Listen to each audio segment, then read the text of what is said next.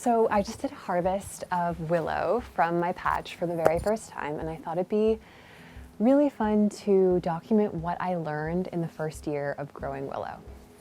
So the willow species that I'm growing are willow that are known to be good for making baskets, and it's different to a willow tree because every year you cut back all the rods that grew in the past year, kind of towards the base or higher depending on how you're doing it. And you essentially train the willow to put out as many rods as possible that aren't branchy. Willow is strong and durable, flexible and beautiful, and really good for making baskets with. This way of growing willow has been used for centuries, and I'm really excited to be another person who is carrying on this tradition. I'm really lucky to have local growers near me where I can purchase willow for baskets and learn from. The reason that I wanted to plant a willow patch is because I really wanted to experience the whole process, from planting to harvesting and then to making a beautiful functional basket. Just that thought of being involved in the entire process, which, takes about a year and a half, really excites me. So in fall of 2023, I ordered willow cuttings. They're just like 1 foot sections of willow that you stick in the ground and it grows from there. I ordered species that are known to be good for weaving with. So I ordered Dicky Meadows, Purple Dix, Noir de Villain, Green Edna, Bleu, and Packing Twine. They all have different colors and different characteristics, so I thought it'd be really good for experimentation.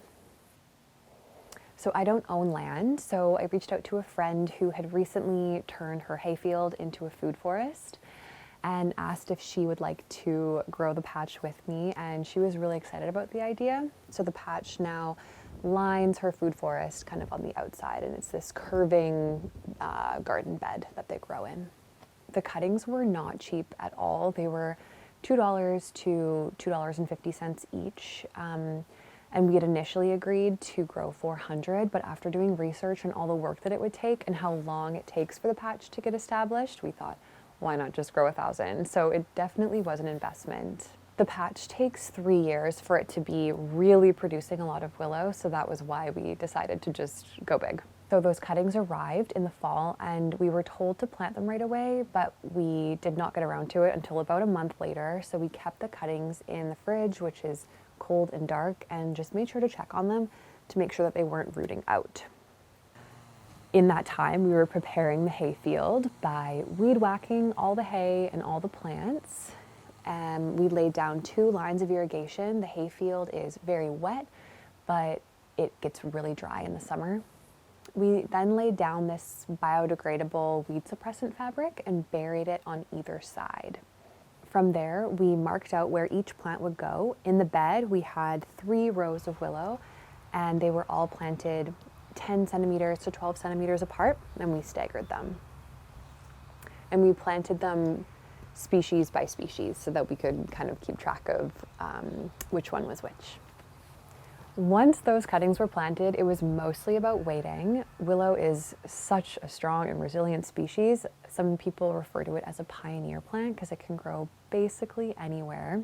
We did want to create optimal conditions for the willow so that they would grow really tall, which is ideal for weaving. And they grew beautifully. Some rods were taller than me. They had lush green leaves in the summer.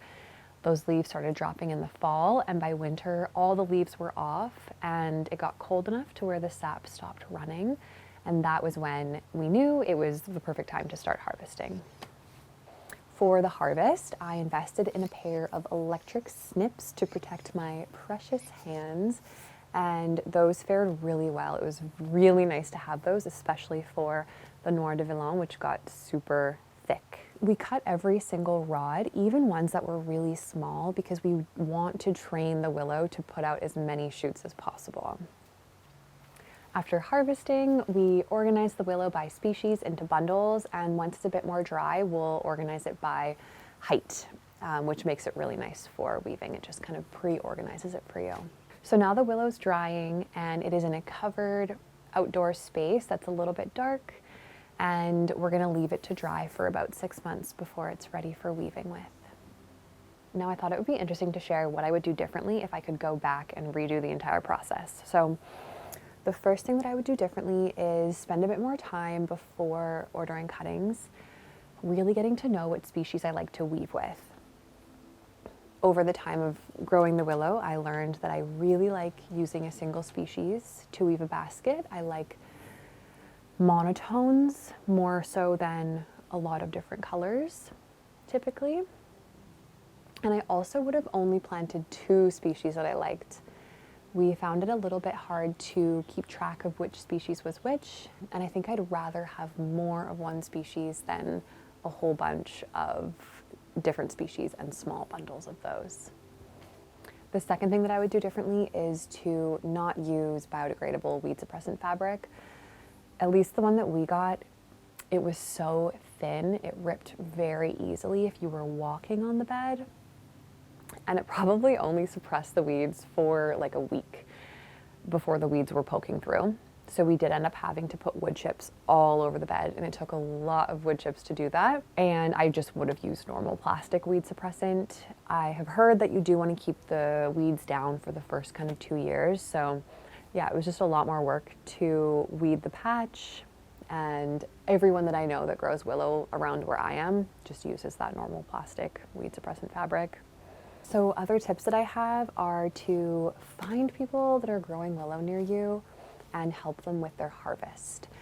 I loved visiting patches and seeing how people are growing their willow, but being involved in the harvest was so fruitful. I got to see so many different ways of growing willow and so many different stages of the patches. And then also seeing how people differently sort and bundle their willow was super fruitful. I would totally recommend that. So my first year of growing willow has been a rewarding mix of hard work, patience, and learning. And I'm really excited to see how the willow grows in year 2. Hopefully I'll make a video after year 2 to update you all on what I've learned. I'm sure I'll just continue learning just as much as I learned this first year. And I really cannot wait to make my first basket out of willow that I planted and harvested myself. Thank you so much for watching, and let me know if you have any questions.